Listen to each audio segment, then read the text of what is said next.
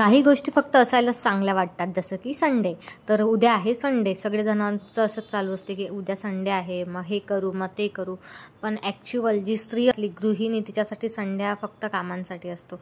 लग्नाच्या आधी ही गोष्ट वेगळी होती, लग्नाच्या नंतर ही परिस्थिती सगळी बनून जाते. संडे म्हणजे त्यांच्यासाठी एक्स्ट्रा काम करण्याचा दिवस.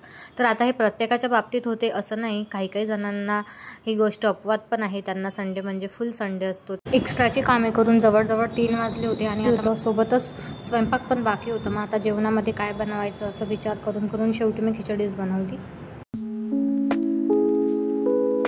दिवाळीचं फराळ तर सोबत होतंच, त्याच्यामुळे खिचडीची आणखीनच जास्त मजा आली.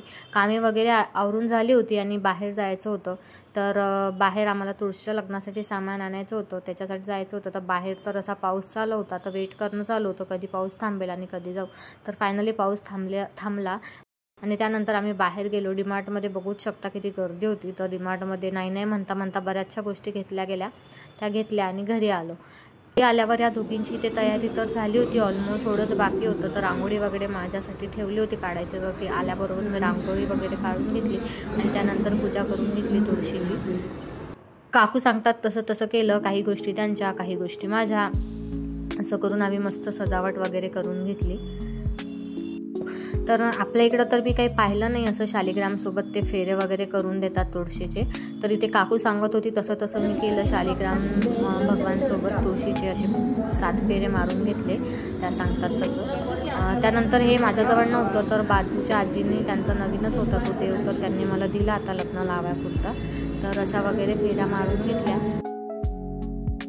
रेड कलरचा दुपट्टा काही नव्हता, मग त्यामुळे आम्ही हेच रेड कलरच्या याच्यावर स्वस्तिक वगैरे काढला आणि तेच पकडणार आहे दोघांच्या मधात.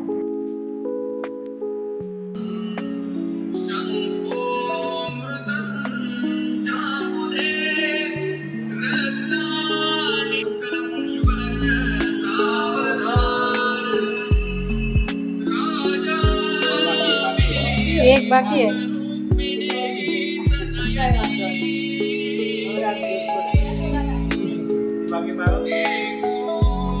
तर इथे चाललं होतं आमचं तुळशीचं लग्न लावणं. खूप मजा आली आणि खूप मस्त आम्ही सेलिब्रेट केलं आहे.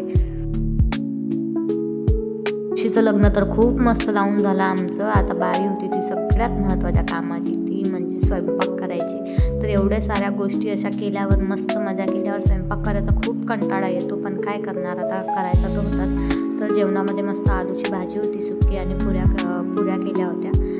जेवण करता इकडं आमचं मॅच बघणं चालू होतं आणि फायनली तो मोमेंट आला. तर आपली इंडियाची टीम जिंकली होती, तर खूप प्राऊड फील होत होतं. भेटूया नंतरच्या मोठ्या ब्लॉगमध्ये. तोवर बाय.